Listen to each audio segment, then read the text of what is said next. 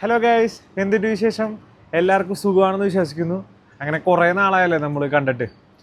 അപ്പോൾ ഇന്നത്തെ വീഡിയോ എന്ന് പറഞ്ഞു കഴിഞ്ഞാൽ കണക്ഷൻ ഫ്ലൈറ്റ്സുകളെ പറ്റിയിട്ടാണ്. കണക്ഷൻ ഫ്ലൈറ്റിൻ്റെ നല്ല വശങ്ങളും ചീത്ത വശങ്ങളെ പറ്റിയിട്ടാണ് നമ്മളിവിടെ ഡിസ്കസ് ചെയ്യാൻ വേണ്ടി പോകുന്നത്. ഇപ്പോൾ കണ്ടോ, ഏകദേശം 5:30 ആയിട്ടുള്ളൂ, പക്ഷെ നല്ല വെയിൽ വരുന്നുണ്ട്. അപ്പോൾ ഇപ്പോൾ സമ്മറാണ് ഇവിടെ. സമ്മർ തുടങ്ങിക്കൊണ്ട് തന്നെ ഒരു 5 മണിയൊക്കെ 4:30 ആകുമ്പോൾ തന്നെ നല്ല വെളിച്ചം വന്നു കൊടുക്കും. അപ്പോൾ എന്തായാലും കൂട്ടും വൈകിയാതെ നമുക്ക് വീഡിയോ ഒക്കെ എടുക്കാം. അപ്പോൾ ഫസ്റ്റ് നമ്മൾ എന്താണെന്ന് വെച്ച് കഴിഞ്ഞാൽ, ഇപ്പോൾ നിങ്ങളൊരു ട്രാവൽ ഏജൻസിയോ അല്ലെന്നുണ്ടെങ്കിൽ സ്കൈ സ്കാനറോ ഏതെങ്കിലും ഒരു ഫ്ലിപ്കാർട്ടിലൊക്കെ നമ്മൾ സെർച്ച് ചെയ്യുമ്പോൾ നമ്മൾ ശ്രദ്ധിച്ചിട്ടുണ്ടാവും. ഇപ്പോൾ ഫോർ എക്സാമ്പിളായിട്ട് നമുക്ക് കൊച്ചിൻ ടു ലോസ് ഏഞ്ചലസിലേക്ക് പോകുന്നൊരു ഫ്ലൈറ്റ് ആണെന്ന് വിചാരിക്കുക. അപ്പോൾ കൊച്ചിയിൽ നിന്ന് ഡൽഹിയിലെത്തിയതിന് ശേഷം ഡൽഹിയിൽ നിന്ന് ലോസ് ഏഞ്ചലസിലേക്ക് പോകുന്നുണ്ടാവും, അല്ലെങ്കിൽ Kochi to Dubai to Los Angeles പോകുന്ന ഫ്ലൈറ്റുകളൊക്കെ ഉണ്ടാവും. അപ്പോൾ ഇങ്ങനെ ലോങ് റൂട്ടുള്ള ഫ്ലൈറ്റ്സ് ഒക്കെ നമുക്ക് എന്തായാലും കണക്ഷൻ ഫ്ലൈറ്റ്സ് എടുത്തേ പറ്റുള്ളൂ. ജസ്റ്റ് ഇൻ കേസ് നമുക്കത് ലീവ് ചെയ്തതിന് ശേഷം ഇപ്പോൾ നിങ്ങൾ പോകുന്നത് ഒമാനിലേക്കാണെന്ന് വിചാരിക്കുക, അല്ലെങ്കിൽ ഫോർ എക്സാമ്പിൾ നിങ്ങൾ പോകുന്നത് കുവൈറ്റിലേക്ക് തന്നെയാണെന്ന് വിചാരിക്കുക. അപ്പോൾ കുവൈറ്റിലേക്ക് ഏകദേശം ഒരു 5 മണിക്കൂറാണ് നമുക്ക് യാത്ര വരുന്നത്.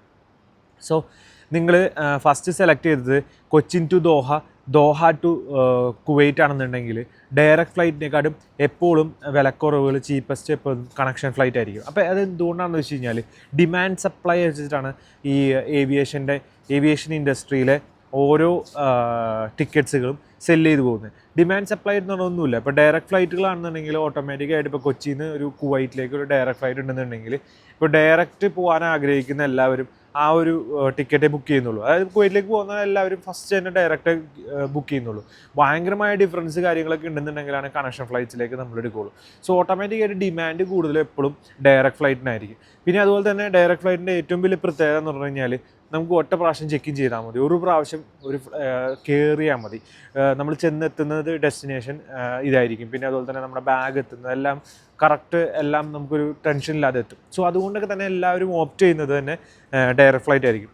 ഇനി കണക്ഷൻ ഫ്ലൈറ്റ് ഓപ്റ്റ് ചെയ്യുന്നതിൻ്റെ പ്രത്യേകത എന്ന് വെച്ച് കഴിഞ്ഞാൽ, കണക്ഷൻ ഫ്ലൈറ്റ് നമുക്കൊരു ഏകദേശം ഒരു 6,000 രൂപ 7,000 രൂപയൊക്കെ വ്യത്യാസമൊക്കെ ഉണ്ടെന്നുണ്ടെങ്കിൽ നമ്മളൊരു 10 മണിക്കൂറോ അല്ലെങ്കിൽ ഒരു 3 മണിക്കൂറോ 4 മണിക്കൂറൊക്കെ നമ്മളൊരു വേറൊരു എയർപോർട്ടിൽ, അതായത് കണക്ഷൻ എയർപോർട്ടിൽ നമ്മളവിടെ സ്റ്റേ ബാക്ക് ചെയ്യുന്നു. അതിന് ലേ ഓവർ എന്ന് പറയുന്നത്. അപ്പോൾ ലേ ഓവർ ഒരു 2 hours 3 hours ഒക്കെ ഉണ്ടാവും.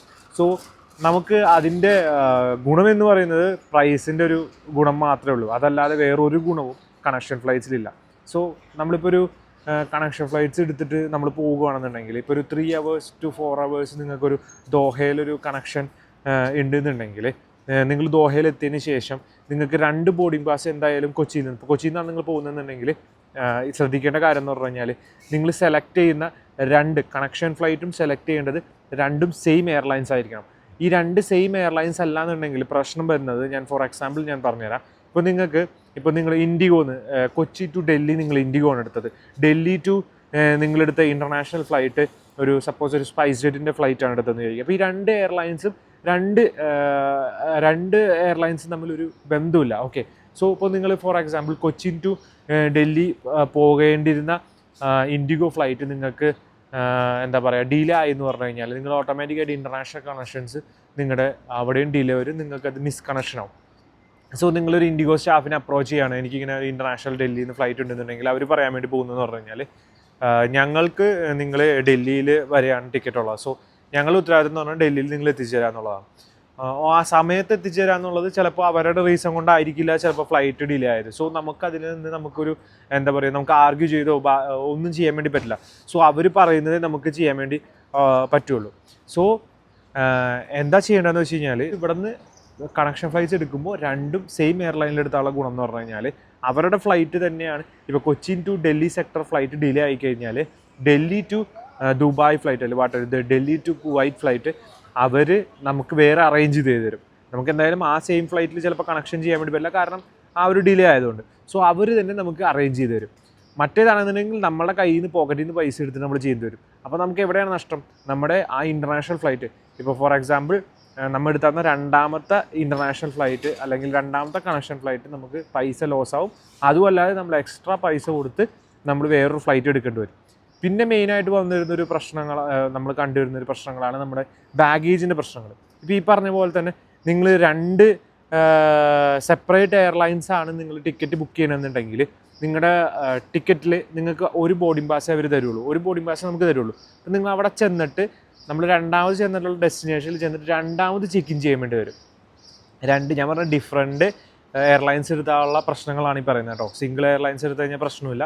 നമുക്ക് ഇവിടെ നിന്ന് തന്നെ കൊച്ചിയിൽ നിന്ന് തന്നെ അല്ലെങ്കിൽ വാട്ടവർ നിങ്ങൾ കയറുന്ന കാലിക്കട്ടിൽ നിന്ന് തന്നെ ആണെങ്കിൽ നമുക്ക് 2 ബോർഡിംഗ് പാസ് കിട്ടും. സോ എപ്പോഴും കണക്ഷൻ ഫ്ലൈറ്റ്സ് എടുക്കുമ്പോൾ ശ്രദ്ധിക്കുക, സെയിം എയർലൈൻസ് എടുക്കാൻ ശ്രമിക്കുക. അതുപോലെ തന്നെ 2 ബോർഡിംഗ് പാസും നമ്മൾ കയറുന്ന എംബാർക്ക് ചെയ്യുന്ന ആ ഒരു എംബാർക്ക് മീൻസ് നമ്മൾ കയറുന്ന ആ ഒരു സ്റ്റേഷൻ നമ്മുടെ എയർപോർട്ടിൽ നിന്ന് തന്നെ നമുക്ക് കളക്ട് ചെയ്യാൻ വേണ്ടി ശ്രമിക്കുക. പിന്നെ എപ്പോഴും ശ്രമിക്കുക നമ്മുടെ baggage tag till to the destination തന്നെയാണോ ടാഗ് ചെയ്ത് വെക്കുന്നതെന്ന് ശ്രദ്ധിക്കുക. അതായത് നമ്മൾ ക്ലെയിം പോർഷൻ നമുക്ക് ആ ഒരു പോർഷൻ നമുക്കൊരു ചെറിയൊരു സ്ലിപ്പ് തരും, റെസിപ്റ്റ് പോലെ തരും നമുക്ക് ബാഗേജ് കൊടുത്തതിന് ശേഷം. ആ ബാഗേജിൽ ഇപ്പോൾ ദുബായ് ആണെങ്കിൽ DXB എന്ന് എഴുതിയിട്ടുണ്ടോ അല്ലെങ്കിൽ കുവൈറ്റ് ആണെങ്കിൽ KW എഴുതിയിട്ടുണ്ടോ എന്ന് ശ്രദ്ധിക്കുക. അപ്പോൾ അങ്ങനെയാണെന്നുണ്ടെങ്കിൽ അതിൻ്റെ അർത്ഥം baggage till to the destination എന്നാണ്.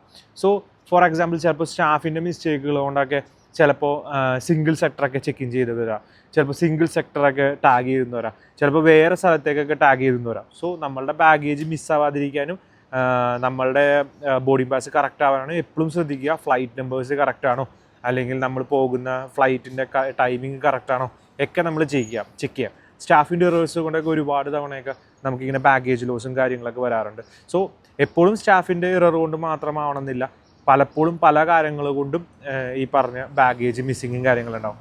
പിന്നെ ഏറ്റവും വലിയൊരു പ്രശ്നമാണ് കണക്ഷൻ ഫ്ലൈറ്റ് എടുക്കുമ്പോൾ ബാഗേജ് മിസ്സാവാനുള്ള ചാൻസസ് കൂടുതലായിരിക്കും. അതിൻ്റെ ഒരു കാരണം എന്ന് പറഞ്ഞു കഴിഞ്ഞാൽ ഇപ്പം എത്ര പേർക്ക് ഞാനിപ്പോൾ എയർപോർട്ടിൽ വർക്ക് ചെയ്യുന്നതുകൊണ്ട് എനിക്ക് അറിയാവുന്നതുകൊണ്ട് ഞാൻ പറയുന്നതാണ്. അപ്പോൾ ഇന്ന് വെച്ചിട്ട് എല്ലാവർക്കും ഇങ്ങനെ വരണമെന്നില്ല, പക്ഷേ ഒരു 100 പേരിൽ ചിലപ്പോൾ ഒരാൾക്കോ അല്ലെങ്കിൽ ഒരു 1000 പേരിലൊരു 10 പേർക്കൊക്കെ വരാവുന്ന ഒരു സംഭവമാണ്. ഇപ്പോൾ ഈ കണക്ഷൻ ഫ്ലൈറ്റ്സ് എടുത്തു കഴിഞ്ഞാലുള്ള പ്രശ്നം എന്ന് പറഞ്ഞു കഴിഞ്ഞാൽ ഈ ബാഗേജ് മിസ്സാവാനുള്ള ഇത് പ്രോബബിലിറ്റി കൂടുതലായിരിക്കും. കാരണം ഈ കണക്ഷൻ ഫ്ലൈറ്റ്സിൻ്റെ പ്രത്യേകത എന്ന് പറഞ്ഞു കഴിഞ്ഞാൽ നമ്മൾ ഇറങ്ങുന്ന പോലെ തന്നെ നമ്മളെ ബാഗേജും ഇറങ്ങുന്നുണ്ട്. ഈ 2 തരം കണക്ഷൻ ഫ്ലൈറ്റ് ഉണ്ട്. ഒന്ന് ട്രാൻസിറ്റ് ഫ്ലൈറ്റ് ഉണ്ട്, ഒന്ന് ട്രാൻസ്ഫർ ഫ്ലൈറ്റ് ഉണ്ട്. ഈ ട്രാൻസിറ്റ് ഫ്ലൈറ്റ് എന്ന് പറയുന്നത് ജസ്റ്റ് ഒരു ഫ്യൂവലിങ്ങിന് വേണ്ടിയിട്ട് അവിടെ നിർത്തുന്നു. അതുപോലെ തന്നെ അവിടെ ഇറങ്ങാനുള്ള ആൾക്കാരെ ഇപ്പോൾ for example Cochin to Delhi to Dubai പോണ ഫ്ലൈറ്റ് ആണെന്നുണ്ടെങ്കിൽ ഡൽഹി വരെയുള്ള കൊച്ചിയിൽ നിന്ന് ഡൽഹി വരെ ആൾക്കാരാണെന്നുണ്ടെങ്കിൽ അവിടെ ഇറങ്ങും. പിന്നെ ഡൽഹിയിൽ നിന്ന് ദുബായ്ക്കുള്ള ആൾക്കാരായിരിക്കും ആ സെയിം ഫ്ലൈറ്റിൽ തന്നെ നമ്മൾ ഇരുന്നുകൊണ്ട് പോകുന്നത്. അതിന് ട്രാൻസിറ്റ് ഫ്ലൈറ്റ് എന്നാണ് പറയുന്നത്. അത് വളരെ റെയറാണ് ട്രാൻസിറ്റ് ഫ്ലൈറ്റുകൾ വരുന്നത്. സോ ട്രാൻസിറ്റ് ഫ്ലൈറ്റിനെ പറ്റിയിട്ടല്ല നമ്മളിവിടെ പറയുന്നത്, ട്രാൻസ്ഫർ ഫ്ലൈറ്റിനെ പറ്റിയിട്ടാണ്. ട്രാൻസ്ഫർ ഫ്ലൈറ്റ് എന്ന് പറഞ്ഞാൽ നമ്മൾ അവിടെ നിന്ന് ഡൽഹി ചെന്ന് നമ്മൾ ഡൽഹിയിൽ നിന്ന് ഡിസംബാർക്ക് ചെയ്തതിന് ശേഷം നമ്മൾ വീണ്ടും നമ്മുടെ ബോർഡിംഗ് പാസ് എടുത്ത് നമ്മൾ വീണ്ടും എമിഗ്രേഷൻ ചിലപ്പോൾ അവിടെ നിന്നായിരിക്കും, അല്ലെന്നുണ്ടെങ്കിൽ കൊച്ചിയിൽ നിന്ന് കഴിഞ്ഞിട്ടുണ്ടാവും. അപ്പോൾ അല്ലെ വാട്ടവർ നിങ്ങൾക്ക് ഇപ്പോൾ വേറെ ഫോർ എക്സാമ്പിൾ ദോഹയെന്നാണെന്നുണ്ടെങ്കിൽ ദോഹയിൽ നിന്ന് രണ്ടാമതും നമ്മൾ ചെന്ന് നമ്മൾ വീണ്ടും ചെല്ലണം. ഇതുപോലെ തന്നെയാണ് ബാഗേജിൻ്റെ കാര്യത്തിലും സംഭവിക്കുന്നത്. ചില കൺട്രീസിലൊക്കെ ബാഗേജ് നമ്മൾ രണ്ടാമത് സ്കാൻ ചെയ്യേണ്ടി വരും എയർപോർട്ടിൽ. ചിലതാണെന്നുണ്ടെങ്കിൽ നേരിട്ട് ഫ്ലൈറ്റിലേക്ക് തന്നെ ഒരു ട്രാൻസ്ഫർ ചെയ്യും. ഇപ്പോൾ കുവൈറ്റിനെയൊക്കെ സംബന്ധിച്ച് നോക്കുമ്പോൾ കുവൈറ്റ് ടച്ച് വരുന്ന എല്ലാ ബാഗുകളും രണ്ടാമത് റിസ്കെയിൻ ചെയ്തൊക്കെയാണ് രണ്ടാമത് അവർ ഒരു മേക്കപ്പ് ഏരിയ എന്ന് പറഞ്ഞിട്ടൊരു ബാഗേജ് മേക്കപ്പ് ഏരിയ എന്ന് പറഞ്ഞിട്ടൊരു ഏരിയ ഉണ്ട്. സോ ആ ഏരിയയിലേക്ക് നമ്മുടെ ബാഗ് സെൻഡ് ചെയ്തതിന് ശേഷമാണ് നമുക്ക് എന്താ പറയുക ബാഗ് എത്തുന്നത്. സോ രണ്ടാമത് ഈ പ്രോസസ്സുകൾ ഫസ്റ്റ് തവണ നമ്മൾ ഒരു എയർപോർട്ടിൽ ചെയ്ത പ്രോസസ്സുകൾ രണ്ടാമതും ചെയ്യും. സോ അതുകൊണ്ട് തന്നെ നമുക്ക് പ്രോബബിലിറ്റി ഓഫ് മിസ്സിങ് ആവാനുള്ള ചാൻസസ് കൂടുതലാണ്. എങ്ങനെ നമ്മളിപ്പോൾ 2 കണക്ഷൻ ഫ്ലൈറ്റ്സ് എടുക്കുന്നതിൻ്റെ അടുത്താണ്. ഇനിയിപ്പോൾ നമ്മളിപ്പോൾ ഫോർ എക്സാമ്പിൾ നമ്മുടെ ബാഗേജ് മിസ്സായി കഴിഞ്ഞാലും ഇപ്പോൾ ഞാൻ നേരത്തെ പറഞ്ഞ പോലെ തന്നെ 2 ഫ്ലൈറ്റ്സും സെയിം എയർലൈൻസിലൊക്കെ ആണെന്നുണ്ടെങ്കിൽ പേടിക്കാനൊന്നുമില്ല. നിങ്ങൾക്ക് 2-3 അല്ലെങ്കിൽ ഒരു ദിവസം കഴിയുമ്പോൾ തന്നെ അവർ നിങ്ങളുടെ ബാഗേജ് എത്തിച്ചേരും. റെയർ കേസുകളിൽ മാത്രമാണ് നമ്മളെ ബാഗേജ് മിസ്സിങ്ങിൻ്റെ കാര്യങ്ങളൊക്കെ വരുന്നത്. അതിനുള്ള കോമ്പൻസേഷനും കാര്യങ്ങളൊക്കെ അവർ തന്നെ തരും. ഇനി അതിനെപ്പറ്റി കൂടുതൽ കാര്യങ്ങളൊക്കെ അറിയണമെന്നുണ്ടെങ്കിൽ ജസ്റ്റ് കമൻറ്റ് ചെയ്യാം. നമുക്ക് അതിനെ പറ്റിയിട്ടുള്ള കാര്യങ്ങളൊക്കെ കൂടുതലായിട്ട് ചർച്ച ചെയ്യണമെന്നുണ്ടെങ്കിൽ ചിലപ്പോൾ ഇതൊന്നും കൂടുതൽ അറിയാൻ ആഗ്രഹിക്കുന്നുണ്ടാവില്ല ആൾക്കാർ. സോ അതുകൊണ്ടാണ് ഞാൻ വീഡിയോ അങ്ങനത്തെ കാര്യങ്ങളൊന്നും നമ്മൾ ചെയ്യാത്തത്. കാരണം ഇതൊക്കെ റെയർ കേസുകളാണ്. ഇങ്ങനെ ബാഗേജ് മിസ്സിങ് ഒക്കെ വരാറുണ്ട്, ഒരുപാട് തവണ വരാറുണ്ട്. പക്ഷേ ഈ പറഞ്ഞ ബാഗേജ് എന്നേക്കുമായി പെർമനൻ്റ് ആയിട്ട് നഷ്ടപ്പെടുക എന്നൊക്കെ പറയുന്നത് ഭയങ്കര റെയർ കേസുകളാണ് ഇപ്പോഴത്തെ ടെക്നോളജി വഴിച്ചൊക്കെ. പിന്നെ ഇതിനെ ട്രാക്ക് ചെയ്യാനും കാര്യങ്ങളൊക്കെ ഒരുപാട് അഡ്വാൻസ്ഡ് ആയിട്ടുള്ള സംഭവങ്ങളൊക്കെ ഇപ്പോൾ നമ്മുടെ കയ്യിലുണ്ട്. സിസ്റ്റംസ് ഉണ്ട്, സോഫ്റ്റ്വെയർസ് ഉണ്ട്.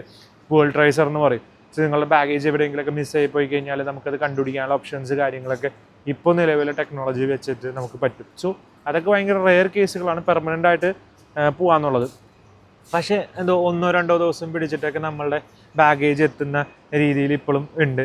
ചിലപ്പോൾ ഒരു ഫ്ലൈറ്റ്സിലൊക്കെ ചിലപ്പോൾ ഒരു ഡെയിലി ഫ്ലൈറ്റ്സിലൊക്കെ ഒരാളോ അങ്ങനെ ഒരു ബാഗൊക്കെ ചിലപ്പോൾ മിസ്സായി എന്ന് വരാം.